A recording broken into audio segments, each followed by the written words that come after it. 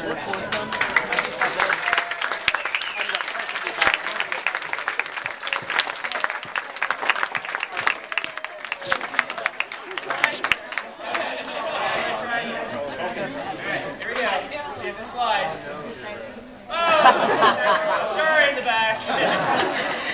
evening. Thanks for joining us tonight. We're pleased to welcome back our special guest.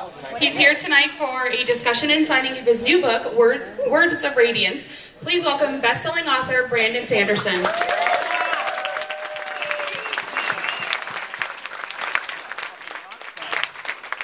sorry guys, I could make those fly really well last night. Tonight they're just not flying. They're the little card things. Did anyone come in costume? Oh, you are in costume. All right, we'll give you one. Anyone else in costume? Look at this. This is great. Nice. Even with the, ooh, and with the sphere.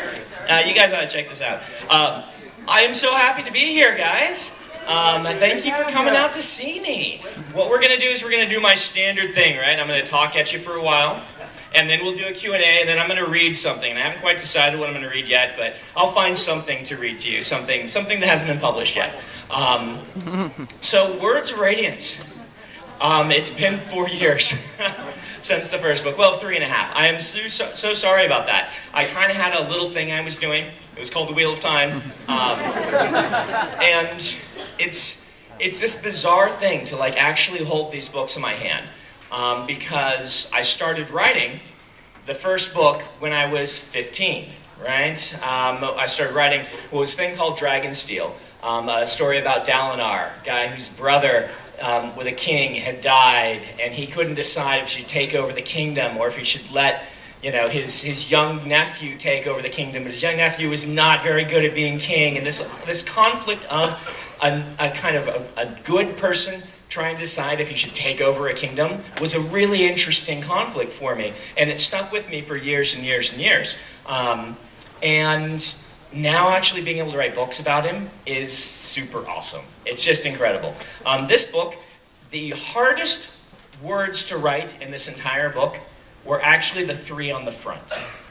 Because years ago, I sat down and I outlined the Stormlight Archive, 10 books. And part of the goal of the Stormlight Archive was to have each book have a character as a theme, where all the characters were going to be important to every book, but you would get a sequence of flashbacks from this character's viewpoint, and they would, what was happening to them in the flashbacks and in the modern day would shape the narrative and give us a heart, a soul for the book. This was one of my attempts. You know, I love epic fantasy. This was one of my attempts to take some of the things that sometimes in epic fantasy hold it back, or that I've seen great authors do things with the genre, but in some cases they also have, you know, things that make the book start to, you've noticed this, that they sometimes wander. And my idea was I wanted each book to have a really strong theme, which would force me as a writer to make each book have a strong narrative. So we didn't run into this sort of half books that sometimes happen. And I don't want to speak ill of people like Robert Jordan, because I can only do this because I've read Robert Jordan, right? I'm standing on the shoulders of a giant and saying, in some of those middle books, and I even heard interviews where he said, I think I would have done something different if I'd been able to do it, but do it over. And I say, well, I can do something different. And so I want each book to have a character theme. And this book was going to be Shalon's book. And I named all the books in my original write. You know, we have Shalon's book, we have all of these things, and this book was going to be called, you're already laughing, it's named after this book that Shalon is given at the end of the first book.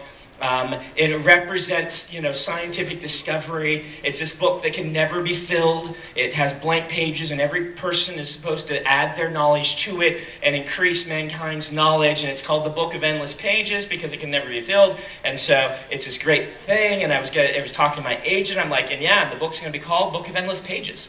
It was actually my editor. Yeah, I'm talking to my editor, and he laughed at me. And he said, really? And I'm like, yeah, it's great. Isn't that a great title? He's like, do you really want to have a target that's big painted on your 1,000-page plus book, Brandon? And it was the first time, you know, this title had been my title for years, and this is the first time I'm like, oh, that's actually kind of funny. You get this weird thing as writers, right, where it becomes something to you, and you start to ignore all the other, associations. My very first book that I published was actually the 6th book that I wrote. You know it as Elantris. Well, when I was writing it, I was taking linguistic classes and developing this really cool linguistics for it that I was super excited about. And I was creating the aeons, which are the symbols in the books, and every name is going to be based off of an aeon. And I designed one that I called Ado, which was going to be, about the city and things like this. And I ended up calling the book The Spirit of Adonis, which is actually written Adonis.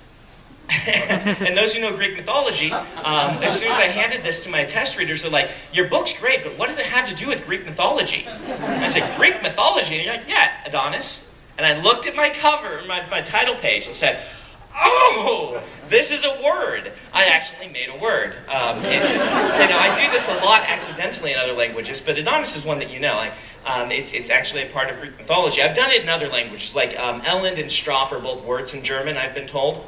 I didn't know that. I was just looking for words that sounded good in German, and I guess I did a really good job of it, because they're both words. So, Words of Radiance, as Book of Endless Pages, I had never been able to see that really is kind of funny that an enormous book was going to be called the Book of Endless Pages.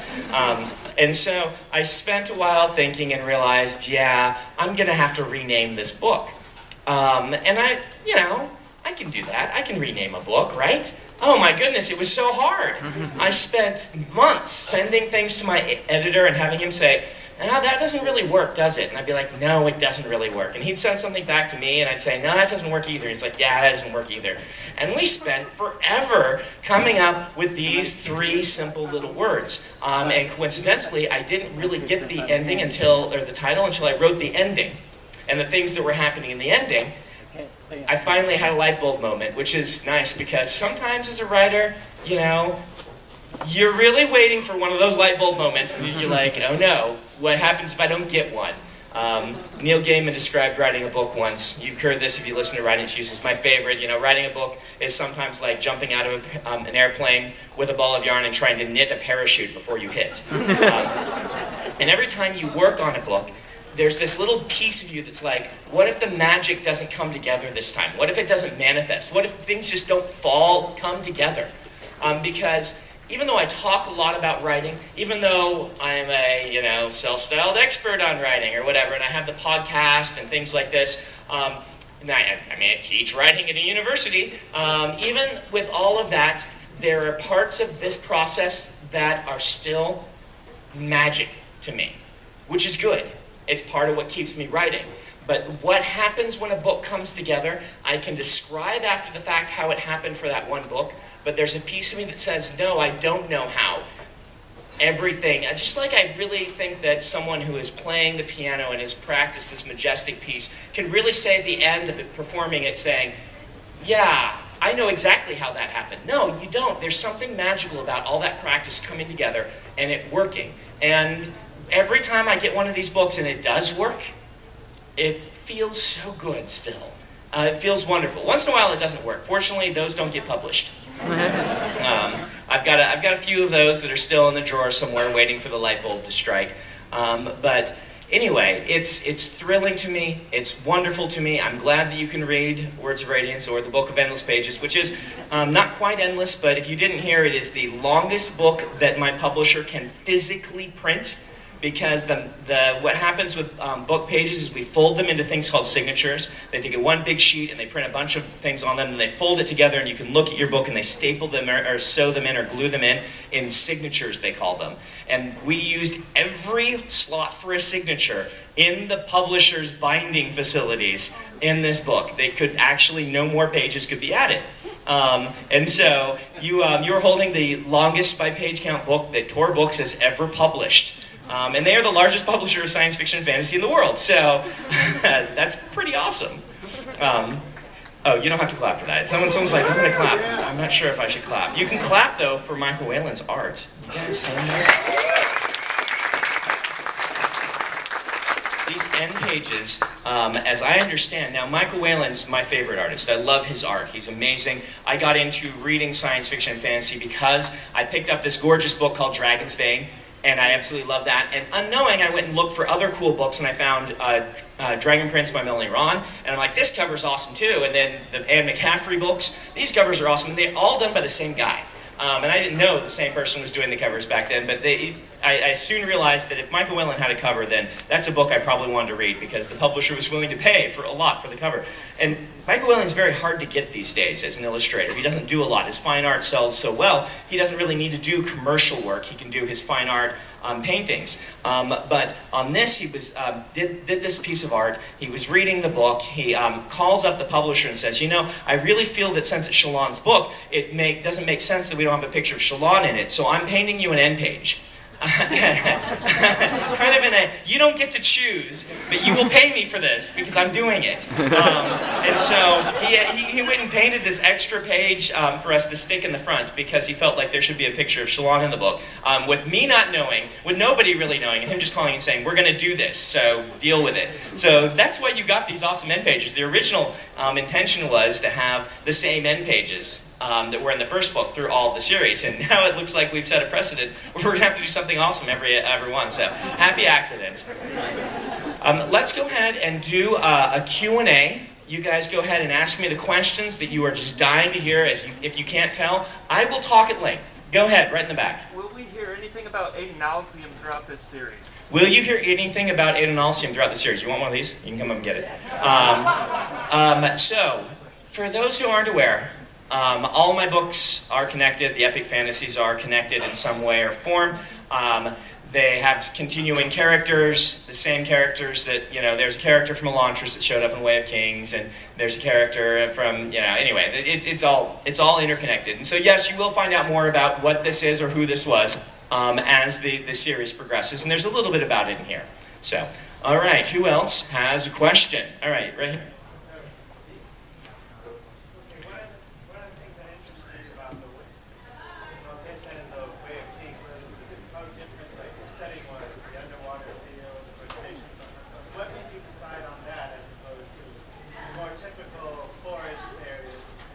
Okay, so why did I choose to do Way of Kings in this kind of bizarre setting instead of a more standard setting? Excellent question. Here you go. Nice matte swag, by the way. Oh, awesome. Okay, so I have this sort of thing. I love fantasy books, right? I grew up reading them. I enjoy them a great deal. I still read them quite a bit. Sci-fi fantasy is my thing. But in the late 90s, I kind of felt like epic fantasy in particular hit a bit of a rut. And I'm not talking about the established authors. They were doing awesome things. Like, you know, one of the things I love about The Wheel of Time is The Wheel of Time really evolves as a series as you read it. You know, it starts off as this quest fantasy, which was very classical, like the 80s fantasy, but by book 4, it becomes something completely different. And I feel like he moved as the genre moved, but in the late 90s, a lot of the new writers were either trying to be Robert Jordan as he'd been 10 years ago, or they were trying to be George R.R. Martin. And they, instead of like really blazing new grounds, and I don't blame the writers, I really blame, you know, the industry only publishing that. I'm sure there were great writers trying to do other things, but me as a reader, I just felt fatigued. I'm like, this fantasy should be the most imaginative genre. It should be the genre the most distinctive, the most different, the most amazing genre out there, because it is the only genre where you can literally do anything. Even science fiction has more bounds than fantasy does. And yet, why are we always in the same worlds, with the same cultures, with the same sort of stories happening? This should be the genre of the most imaginative stories possible. And so as a writer, one of my mandates to myself was, I want to try and push this boundary.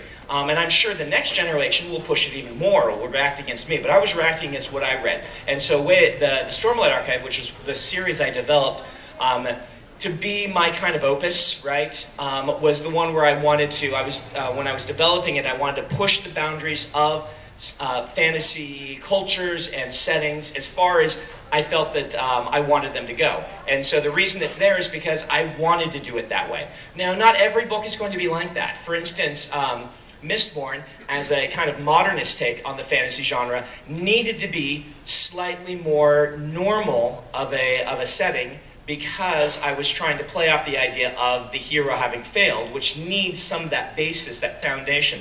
And so I did the whole ash and mist thing rather than changing the culture quite so dramatically. But you'll find me whenever I'm writing something, I want to go places I haven't been before. That's why we read fantasy, right? Go places we haven't been before. And so if every fantasy is going the same place, it gets kind of repetitive. All right, let's see, oh, with the hat. Will Lift become a recurring character? Oh, good question. Will Lift become a recurring character in future novels? Lift is one of the characters which I have seeded to be a main character in a future novels. For those who don't know, the Stormlight Archive is 2 arcs of 5. The first 5-book arc is basically about the characters we're dealing now, and it's almost like its own series. But I really like the idea of the form of the novel. Sorry if this gets boring to you.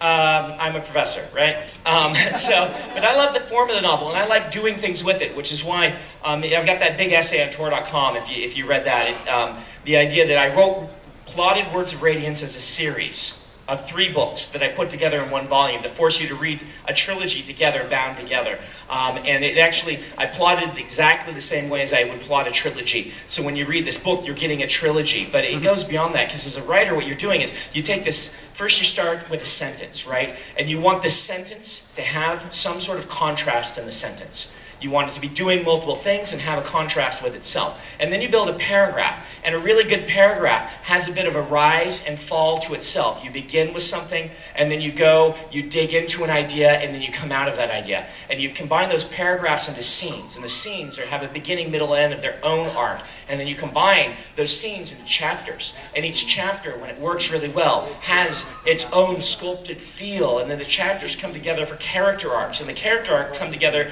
for books. And then those books came together to be bound into what we call Words of Radiance, which is really 3 books bound as 1. And then these become part of a 5-book arc, and then those 2 5-book arcs become a mega arc for what I'm trying to do. And this is just me playing with this idea of how many brackets can I put in here, and how can I make this scope work the way I want it to. And so what you end up with is hopefully something that feels very cool, even though you have to wait a long time between them because of this.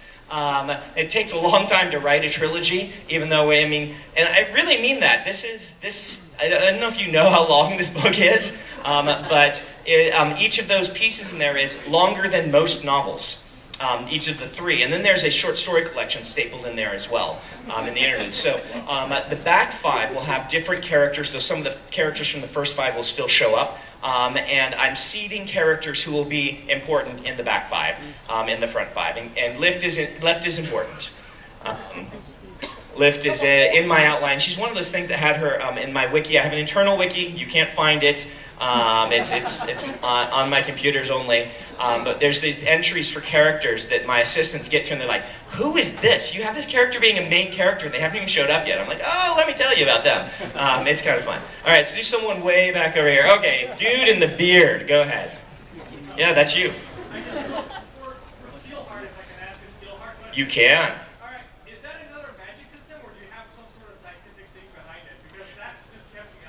Steelheart. Is Steelheart a magic system, or is it something more scientific? Honestly, Steelheart, don't let the secret out, but it's a superhero novel. And I see superheroes as magic, not science. I love comics, I love superheroes, but Superman that's a magic, right? Even if you put a rationale to it, it's a magic. And so in the back of my head, it is a magic system, but it's hidden as a superhero dystopian mashup. Which I should mention, Barnes & Noble had an exclusive edition of Steelheart. So if you didn't pick up Steelheart, their edition has something that no other edition has in it, in the form of an annotated chapter by me. And they still have a few of that edition here, which is rare. A lot of them don't have any left, and they're onto the later printings that don't have the cool thing in it. So if you like the idea of a dystopian superhero mashup, it's the pitch on that is a world where there are no heroes, there are only supervillains, and it's about normal people fighting them. It's awesome. You can pick that up. Anyway, thank you for letting me pitch my book, and if you want one of these, you can come on up. And so, let's see, we've had all guys ask questions. Where are the ladies? All right, go ahead, ask your question. You miss Alcatraz. Is Alcatraz coming back? Alcatraz is coming back. Yes, I will write the ending. It's really weird. Like, when I wrote the Alcatraz books, I wrote them with a cliffhanger at the end, specifically because I was trying to push the publisher to publish number 5, because they said they didn't want it. I'm like, well, I'll just have a horrible cliffhanger, and then they'll have to. And no, they just like published it, and they actually added like a line to the end somewhere, and it says, "End the last book, this is the end." I'm like, no! And so I actually went and bought those books back from the publisher, and now I've resold them to Tor. And Tor is yes, we can clap for that. Tor is pretty awesome. So Tor will be re-releasing the Alcatraz books, and my goal is to provide them the last Alcatraz book with that re-release. Yeah, you'll have to make room for one more Alcatraz book. Yes. Oh, that's right, you'll have to get them matching. Oh no. Oh no, maybe I need to get an edition done with really bad cover art to match the other ones that I saw on my website or something. I did not like the covers of those books. The first one was okay, and then they got kind of... Yeah, I'll just tell you, the character makes fun of his own covers in the books. All right, so there you are. All right.